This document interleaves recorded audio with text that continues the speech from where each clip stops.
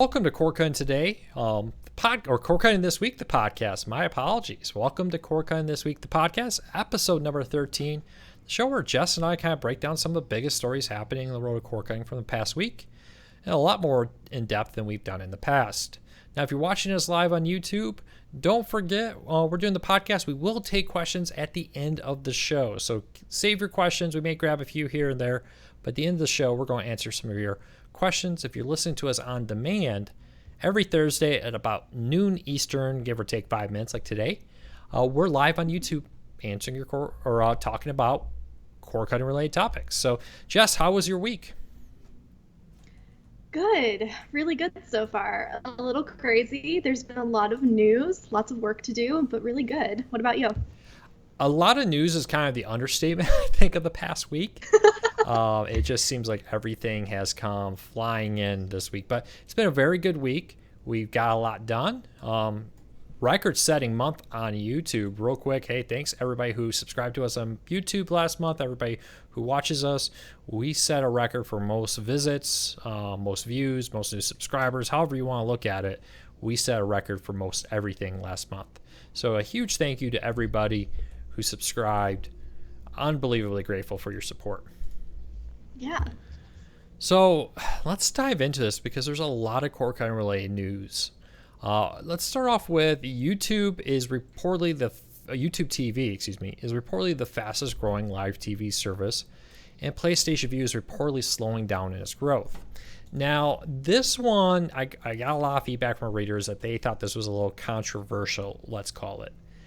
The fact that the way UBS, which is a very well-respected research group, very large research arm there, and investment bank, all that fun stuff, they looked at a bunch of factors, including app downloads. How many times was this app downloaded? The problem with things like YouTube TV and PlayStation View is they don't officially release their subscriber numbers. So we can't actually go in there and say, PlayStation View added this, YouTube TV added this, there we go. Now, there's a lot of ways people do this. Because of that, there's a lot of studies and surveys and different data points. And it does seem to line up with a lot of other ones out there. But according to this, things like Sling TV held steady in the rate of growth. Same with DirecTV Now. But PlayStation View fell from 9% of app downloads to 3%. And YouTube TV accounted for 42% of all downloads in this category of live TV streaming services. According to reports, PlayStation View has somewhere between 600 and 800,000, according to estimates. YouTube TV started 2019 at 1 million. Some people are putting them closer to 1.5 million maybe now. Hulu at about 2 million. And Sling TV at roughly 2.3 million there. So, Jess, does this surprise you at all? Do you think these are way off? Do you agree with people saying this isn't how we should be looking at subscriber numbers? Maybe it's not the best way, but it's also kind of the only way that we have right now because people at these companies aren't releasing their numbers. So we kind of have to go off of what these research studies and things are showing us. I'm not surprised to hear that YouTube TV is doing so well. I think that they're a really great service, and I've seen so many of our readers recommending it to everyone who's been dealing with these blackouts and things. So they keep saying, if you're not happy with this, move over to YouTube TV. And if you're not happy with the channels on Hulu, move over to YouTube TV. So I'm not surprised. What I am surprised about, though, is the numbers. 42% of new downloads have been YouTube TV. That is a huge, huge number. Yeah, and I bet that's a little high. I don't think 42% of all new subscribers live TV services are going to YouTube TV. But wouldn't surprise me at all to find out it is one of the leaders right now. We have, in our own studies, like when we do those quarterly surveys, seen YouTube TV shooting up amongst our readers who say that they use it. Now, that doesn't mean they're the largest. I don't even know if they're the second largest. But I wouldn't be surprised if they're giving Hulu a good run for their money for second largest. They're definitely the third largest live TV streaming service, according to reports. Now that DirecTV Now has lost subscribers, 3 quarters in a row now? That has allowed them to become the third largest. and it's really shaking up everything. It's kind of weird to think about. This time last year, we were talking about DirecTV Now becoming the largest live TV streaming service. Well, things changed. AT&T kind of changed their mind a little bit about DirecTV Now, and now they're down, according to some numbers, below 1 million subscribers from where we were predicting they would be, 2.5 million almost at this point. So, it's hard to take this number 2 and look forward to say, hey, this is where the market will be. You have T-Mobile's TV thing reportedly coming along. You have other competitors. Vidgo is launching soon. And you have YouTube TVs partnering with Verizon. Once that Verizon wireless partnership really gets off the ground, are we going to see that really take off? So keep that in mind. I'd love to know what your thoughts are, where we're going to be, Jess. Where do you think we're going to be in a year from now? Yeah, it's so interesting because it seems like everything is really being shaken up right now. And I feel like it's a really exciting time to be in the middle of all of this. I know that some people are complaining about how many streaming services there are, or they're talking about streaming fatigue. But I think it's a really exciting time to just see how all these different services are setting themselves apart. And it's been really fun to just kind of watch it all happen. I think that the Hulu updates, like the grid guide and things like that, are really going to work in Hulu's favor, and I can see them continuing to grow their subscribers. I think it's really cool to see YouTube TV doing so well. And what I'm really interested in is how this whole AT&T rebranding situation will affect their DirecTV Now. Yeah, we'll get to that in a second. But one of the things I want to close out this real quick with is, the idea of streaming fatigue has always annoyed me, because is there cereal fatigue? Is there pop, soda, Coke, whatever you want to call it, fatigue? This idea that because there are options to pick from is creating fatigue, it really annoys me. It's like saying, there's just too many candy bars. Hershey's, you're out. Everybody needs to have just Snickers. Let's just have, or Milky Way. Forget Snickers. Everybody, you're going to eat a Milky Way now. So that's my complaint. Why do we have grocery stores? Why doesn't a box of food just get dropped off at our door and like, here's your brand of milk, here's your cheese, that's it. Pet peeve moment there. Mm-hmm.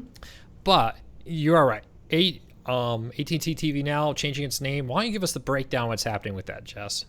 Yeah, so AT&T is rebranding DirecTV Now to become AT&T TV Now. And I think that you gave me this story just so that you could laugh every time that I have to say AT&T TV Now.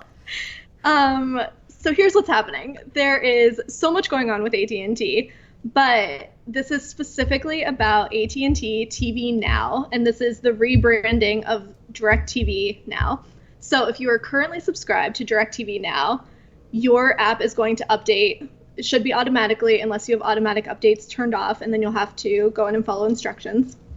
But everything is staying the same. It's going to look a little different, but your content is staying the same. Your login credentials are staying the same. You'll get to keep watching as normal on all of your devices. Nothing is changing except the name, AT&T TV Now. So your app, the name of the app is going to be AT&T TV. So that's what you're going to click on, and then you'll get all of your content as usual. Let me make sure I didn't miss anything. There is just so much going on with this whole AT&T rebranding situation. But this is specifically for anyone who's using DirecTV Now right now. You don't have anything to worry about. Everything's just going to update automatically, and you're good to go. I think we do have to stop and do the required disclaimer that AT&T TV and AT&T TV Now are two different services. Yes. Because AT&T just can't have names that are different, because now we have DirecTV. Okay, that's different. AT&T TV, AT&T TV Now, AT&T Watch TV, and AT&T Uverse TV.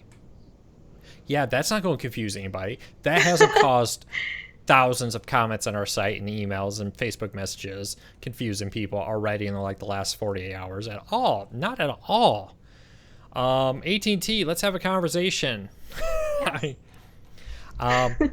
So yeah, we'll get down to a breakdown of the two services in a minute, but let's talk about this. Like you said, nothing's changing here. for DirecTV customers. It seems that all grandfather packages are remaining the same. If you have a DirecTV Now package, you're going to keep it. The app in the next 2 weeks, because I got a lot of emails like, oh, you said this happened, but it hasn't happened. This must be fake news. Love it. But the AT&T, if you read the announcement, said over the next couple of weeks, like we said in the post, it'll be changing its name to AT&T TV Now. Probably one of those things where like Roku will update, and then a few days later another one will update, then your mobile app will update, and that kind of situation. It really shouldn't change much on that. So let's keep that in mind that for now everything's the same. It's just they're trying to bring all the products into the same naming system. Anything you want to add on this? Because I kind of want to jump into the AT&T TV service. Let's get into it. Because these two are kind of paired together, so I put them right next to each other. But last week we confirmed that AT&T TV was launching, something that we said would happen on the 4th of July. Got that first. For everybody who said we were liars, we got it. And they launched a website. So AT&T TV is effectively just a streaming version of Uverse TV or DirecTV. It seems like this is really targeting people who are Uverse TV customers and DirecTV customers, which lines up perfectly with what AT&T's president of mobility said, that this is about cutting the cost of new customers. They won't have to drive somebody to your house. They won't have to climb up on the roof, put a dish there, etc. AT&T's CEO has already said they don't intend to put any more satellites in space. They want people to stream. They're going to move everybody over to streaming. AT&T TV seems to be the way to do that by, offering more of a cable package streaming with probably some of the cable catches. We'll get to that in a minute. And according to internal documents that were posted online, AT&T will stop selling Uverse to new customers when AT&T TV launches in that market. So if you're an AT&T Uverse customer, you'll continue to get your service, just new customers won't be able to sign up for it.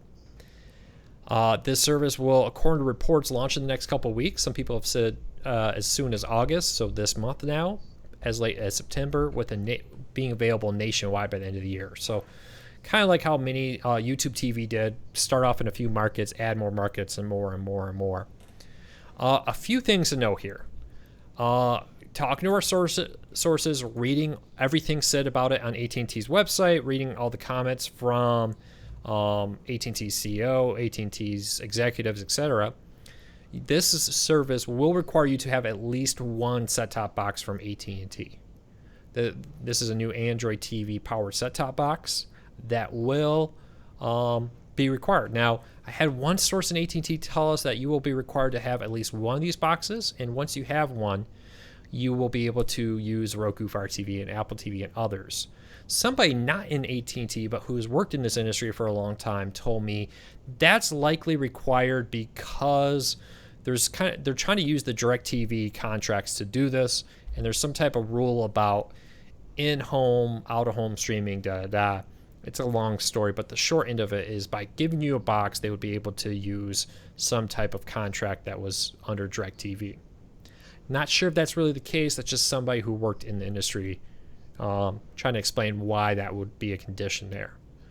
But when you read the website, it supports it. For instance, it talks about the fact that you're going to have a remote with Google Assistant. Well, we know Roku, Apple TV, and Fire TV don't have a remote with Google Assistant.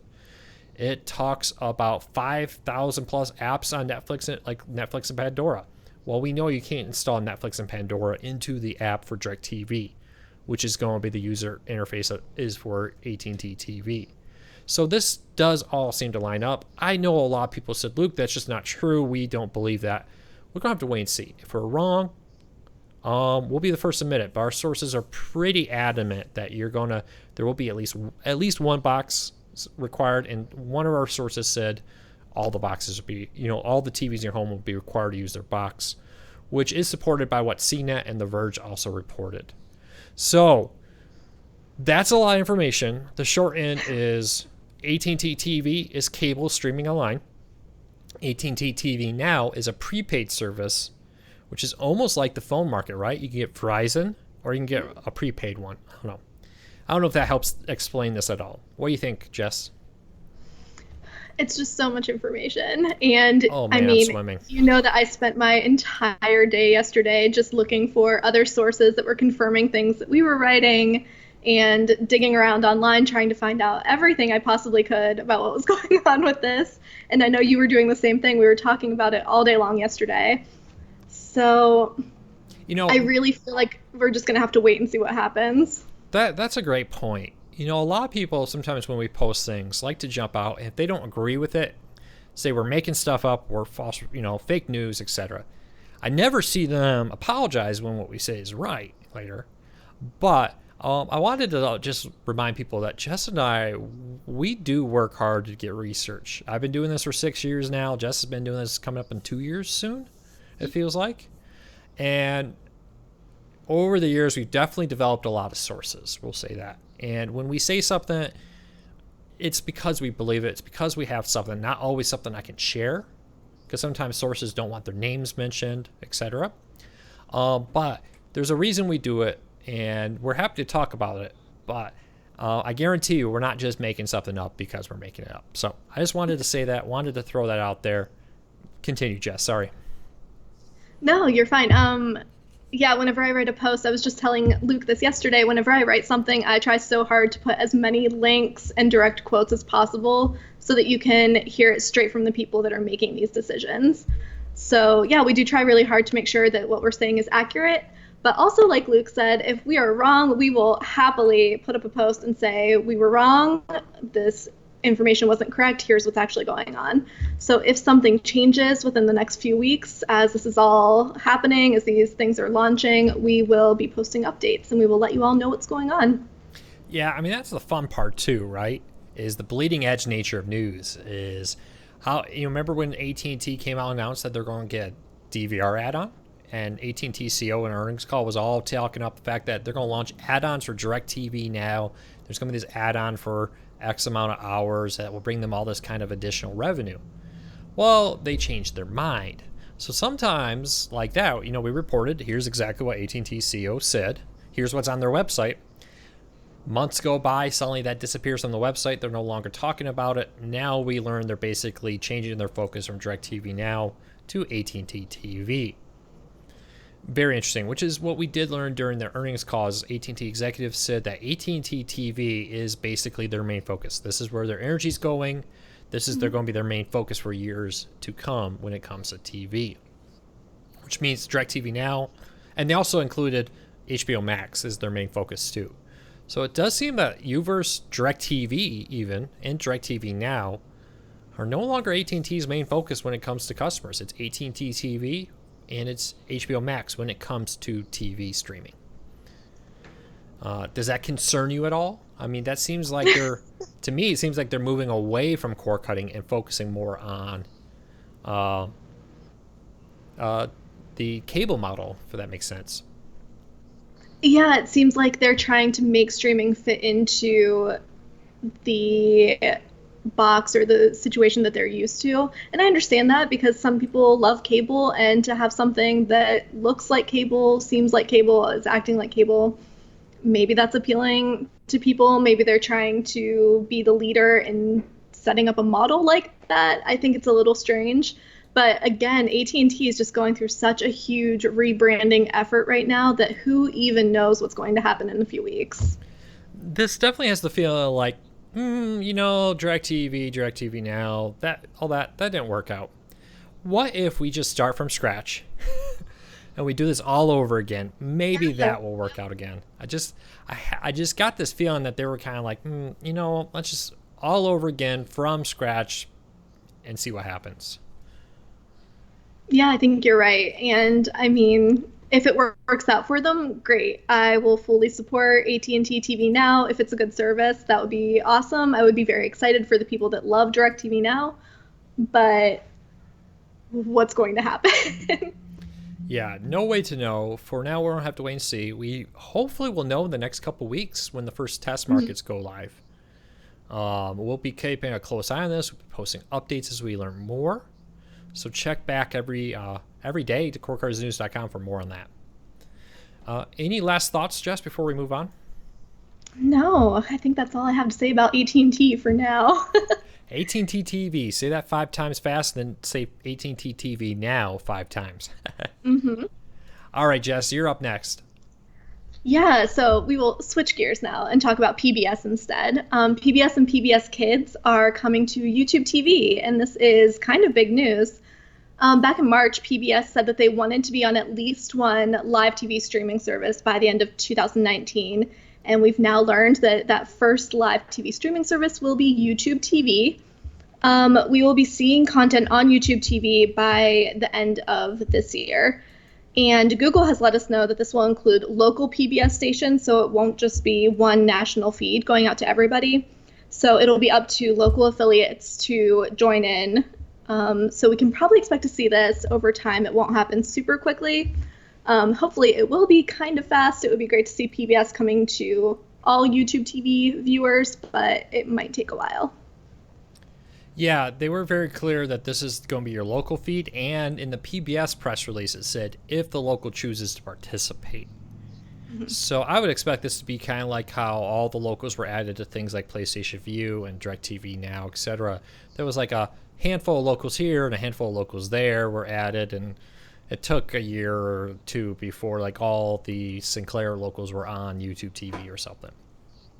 So I think this is great news. A lot of people were asking is why isn't this just all there? Why isn't it all free? Because it's publicly supported.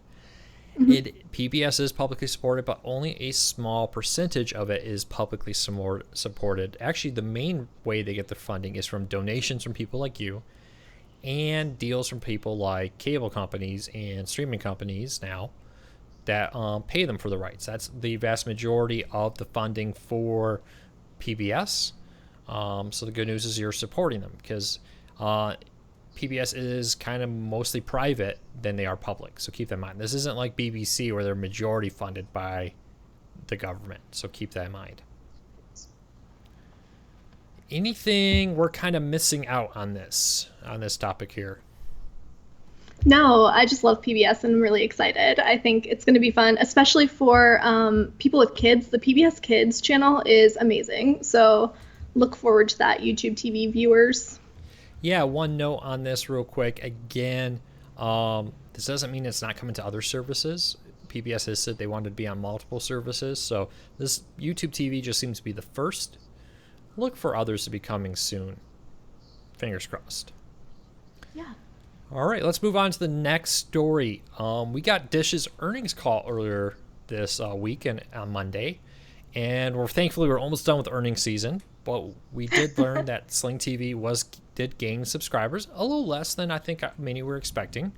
But some had been worried they were going to lose subscribers, and they pushed back on that. Dish actually did better than expected, losing fewer subscribers overall. But there was one interesting note that popped up during the conversation. During the earnings call, and that was that Dish and Sling TV are considering permanently dropping Fox regional sports networks, but they are hoping to offer a price break if that happens. On Friday of last week, after half a week extension about, Fox regional sports networks went dark on Sling TV and Dish, and it doesn't seem like they're close at all to a new deal. This is complicated by the fact that Fox regional sports networks were sold to Disney, who's now turned around and sold them again to Sinclair.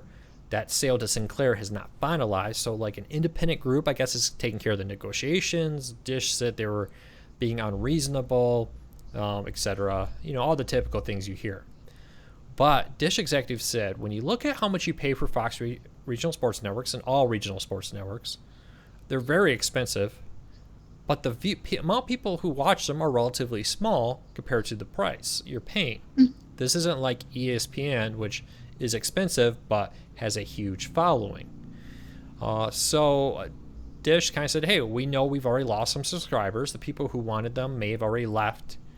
And maybe, if we can't get a decent deal, we just say, guess what? We're not going to bring them on. We're not going to be raising prices crazy high just to keep these. Dish also said that this temporary group wanted them to have a contract that would only run through, it sounds like, the beginning till the start of Major League Baseball next year. And Dish didn't want to be in a position where their backs are up against the wall negotiating, trying to get a deal done before the start of Major League Baseball. Dish wants a longer-term deal that will go into the future, like a traditional contract. Disney wants a short-term one, or the people representing Disney want a short-term one that will last basically until Sinclair takes over. This may not be over anytime soon. The decision to keep them or drop them may not come at all soon at all. What do you think, Jess? Keep them, drop them? Is Dish being crazy here? Or are they crazy like a fox at all? The whole thing is just crazy to me. I never realized until I started working for you how insane these negotiations are, and just how wildly off the numbers can be, and how much fighting there is within these companies. It's just crazy. But I understand the people that are wanting their regional sports networks really, really want them. But like they said, if the audience isn't there, it doesn't make sense for them to be paying so much money. I almost feel like with Sling, it would make sense to drop them and lower the price, gain even more subscribers, because they do have a good channel lineup, especially with this total TV deal and things like that. I feel like they could still be bringing in more people without the sports. Sports what do you think? Yeah, sports is really important, though, is the big issue, is that people love their sports, and I do understand that. But on the flip side, there's a lot of people who don't care about sports. Even the people who like sports doesn't mean they necessarily want the regional sports network. When I grew up in Michigan, really, if you weren't a Pistons basketball fan, or a Tigers baseball fan, there wasn't a real reason for the regional sports network. That was kind of it. And for a lot of the year, there just wasn't a lot of TV to watch on it. So I may catch an occasional game here or an occasional game there. That was it, though. It'll be interesting to see what happens here. It's definitely outside the box thinking going on by Dish. They're definitely not afraid to say, we're not going to be raising our prices left and right. If we can't come to a deal that they feel is reasonable, they're not going to do it. So it'll be interesting. Now, on the flip side, they could continue down this path and say, hey, if you want your Fox Regional Sports Networks, there's all this competition out there. If you want to pay less, come to Sling TV. Mm-hmm. Will that pay off? Yeah, I think that's the thing. Sling is known for being an affordable service. So if they decide to keep them and raise their prices, people are going to be outraged. Yeah, I don't know. This is going to be interesting. It will be an interesting fight, because if you think about it, football fans don't need the regional sports network for the most part. So we'll see. I don't know. It's the joy of this job. Now, one of the things you talked about is how crazy these talks were. When I got in the industry, I just assumed there would be a few phone calls, right? Maybe a conference call, some emails back and forth of contracts. I didn't realize that often when these talks happen, they all fly to somewhere like Las Vegas, and they sit down in a room together, and they shake, in face to face, they shake hands and they talk it out for like a day, and they will literally it'll be 2:00 in the morning, and they'll be going in and out of rooms to negotiate this. So you're right. These negotiations are serious business.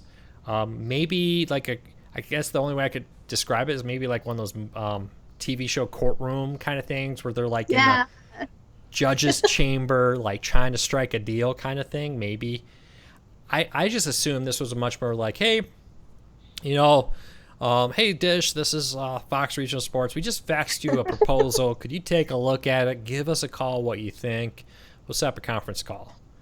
And that's not how it is. Yeah, like a nice civil back and forth.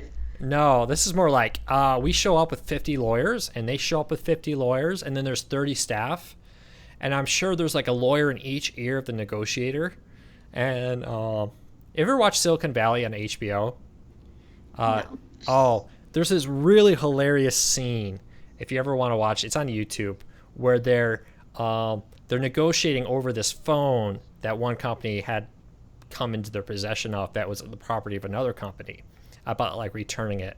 And the two CEOs are talking on the phone, and they're lawyers, and they keep like muting the phone, and the lawyers are like waving their hands like, don't say that, say this, do that. And that's all I can imagine is how these talks are kind of going on right now. I don't know, mate, AT&T, I know you're looking for original programming. Put some cameras in the room. Yes. reality TV about creating TV. Oh, maybe I'm crazy. No, I love it. I was just going to say I would love to watch all of that happen, but I would hate to be a part of it making these decisions. Yeah, it's definitely not easy. Well, let's keep going because something that's a little bit more fun to talk about is Disney Plus. Disney. Oh, I like that I get all the fun stories. So, Disney Plus is beta testing in the US and Europe. This is a closed beta test, and only a handful of viewers are getting access to Disney Plus right now. But we've seen some PlayStation 4 users posting about being a beta tester on Reddit. So we've heard before that Disney Plus would probably come to PlayStation 4 and Roku before other streaming devices, and this seems to kind of go along with that we're seeing these PlayStation 4 users testing it out. We don't know how the beta testers are chosen, but what we do know is that these tests are sort of meant to work out any kind of bugs or to fine-tune any features before coming to the full market. I would like to know why I was not chosen to be a beta tester, but that's fine. I'll let it go. The rest of us will get to try out Disney Plus when it launches on November 12th, and it's going to cost $6.99 per month. Hey, Disney, you got my phone number. I'll test it. My daughter will be happy to give it the rundown, let you know what she thinks too. So I'll love to, definitely test that out. It's good to see they're testing it so far in advance. It probably means they are definitely on track for that November 12th launch date. And hopefully this means fewer bugs. I won't promise that though, because I can't tell you how many apps. I've participated in beta testing before they launch and everything seems fine. And then when it launches, something goes wrong. So we'll have to wait and see. But overall, good news. Everything's moving forward. Everybody seems happy about the beta testing. And I'll let you know if you are a beta tester. Hey, corecarsnews.com, hit that contact us button. Send us an email. We won't use your name, but we'll love to hear from you. Yeah, make me jealous. I want to hear all about the cool stuff that you're watching. Yeah, it could still be limited completely to AT&T or AT&T. So many AT&T stories. Disney employees still and their families. Oh yeah, true. But I know like PlayStation View or PlayStation and others do have internal closed testing groups where they may have just picked a bunch of people from PlayStation's internal beta testing program for this too. So any other story really on this? No, I don't think so. I'm really excited to hear more about it though. And I think that you're right. It's great that they're testing it out so early. I think that Disney did a great job of developing their original content, especially way ahead of time. They already have so many shows that are ready to be released from what I've read. So it sounds like they're right on track and that everything's going to be good to go, hopefully. One note, I jumping back to a previous story, one of the things I wanted to bring up that I kind of forgot about was if AT&T can rename DirecTV Now, how come Sony can't rename PlayStation View? Yes. Okay, I mean, show of hands, if you're watching this on YouTube or you're listening to us posted on the Core Cars News website, can't Sony just call it View TV or something? We talk about this all the time, but we've now proven that a major company can rebrand a streaming service. Why can't Sony? So there, I've said my piece. Just had to point that out. If it were called Sony View, I would be happy. Yeah, very true. Or even just View TV. Mm-hmm. Perfect. Yep, take the PlayStation out. You don't need it. All right. So should we jump into some questions? If you're watching us on YouTube, thanks everybody who joined us every Wednesday or Thursday. I'm so used to saying Wednesday, 8 p.m. Eastern. My brain is fried today. Every Thursday at noon Eastern, we will be answering your Core related questions. And we'll love to hear about any questions if you have one about a particular service. While we look at that, Jess, should we do what we're recommending this week real quick? Yeah, I'm very excited about mine this week. So yesterday, the new reboot of Four Weddings and a Funeral came out on Hulu. It's produced by Mindy Kaling, and it's a 4-part miniseries. So I watched the first part of that last night, and it was great. I really, really liked it. NFL starts tonight. Preseason football is here, so I'll definitely be watching that tonight. But to get more in the mood, I've heard everybody talk about QB1 on Netflix, which is a series that follows some high-profile high school quarterbacks as they enter into the college football world. I've only watched a few episodes so far. Highly entertaining. Highly recommend it. check it out on Netflix. All right. So a couple questions coming in. Jess, you want to grab one? Yep, I will go up to the beginning. Daniel asked, does the United States have more streaming services than any other country? I'm not sure if we have more than all the other countries, but it's probably a good argument that we probably do. U.S. has definitely been a leader in streaming. It's much more highly adapted here than I would say most of the other countries in the world. Some of that has to do with laws here in the United States. There's a little less protectionism on their TV as to like Canada, which requires X amount of it to be produced in Canada. I've heard some people complain that that rule is also hampering streaming services. So I would say, yeah, it probably is some truth to that. I like this name, so I will read the whole name. Sigma Chicken 09 says, I do have a question. Do you think Philo will ever add non-Viacom channels like TNT or USA? The problem with TNT and USA, I believe, is an NBC Universal channel. TNT is a Turner channel. So they also are owned by companies who have news companies and have sports companies. So if you want to have those channels, you also have to carry the expensive news and sports channels, which is something Philo has said they don't want to do. So until we get to a point where Comcast is finally saying we're willing to break up our bundle, or AT&T is willing to break up their bundle and only sell 1 or 2 channels, we're just not going to see that happen at this time. The last one is not so much a question, but a comment. Art says, nah, he's got to have his sports. So I'm assuming he's talking about these regional sports networks. That I understand fully. Regional sports networks are important to people. They don't want to give them up. I get it. I really do understand the importance of that. Yeah, we'll have to put together a post about where to find your regional sports networks if they end up leaving Sling TV. There we go. Anything else you want to touch on, Jess, before we call it a show today? No, I'm good. Let's get back to writing some more stories about AT&T. Yeah, it's just unbelievable. I've never seen a company just create so much news in a week. It's unbelievable. Well, let's call it. Thank you to everybody who's watching this. I really appreciate your support. If you're watching us on YouTube, join us next Thursday at noon Eastern. Hit that subscribe button. Hit that notification bell so you don't miss any of our videos. Check us out over at CoreCarZeus.com. If you're just following us on YouTube, you're missing out on a lot of content we post. Often 6, 7, 8, 10 or more stories in a single day. So keep checking back. We appreciate your support. Thank you so much. You guys and girls make this all possible. All right, take care.